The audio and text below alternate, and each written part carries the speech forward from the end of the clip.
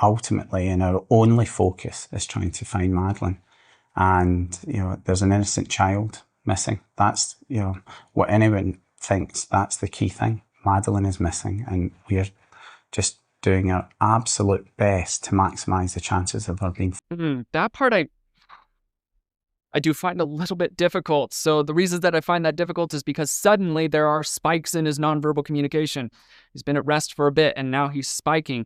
He starts shaking his head a lot more as he's saying that there's a missing child, and that is a contradiction. It's possible desynchronization there, that he's shaking his head no while he's saying that there is a missing child. Now that also could be maybe he's shaking his head no because of the negative emotion around that. Possibly. It is interesting nevertheless. And then along with that, we see a pretty substantial shrug in there as well, again, while he's talking about Madeline being missing. And that missing portion seems to be the thing that is giving him a little bit of psychological hesitation.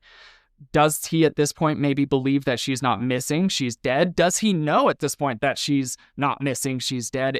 It raises questions, to be sure, but it is a spike in his nonverbal communication. Then along with that, verbal pattern-wise, he refers to Madeline being missing as a child being missing, which could just be a phrasing that he's using there, but some verbal analysis experts have talked about how when a person shifts from using directly possessive verbiage of whatever is being spoken about, my child or Madeline by name, something along those lines, and they start using the or that or this or over there kind of language while referring to somebody. So in this case, the child or a child being generic, it could be him making an attempt to separate himself from the disappearance of his own daughter because he's possibly complicit in something around it.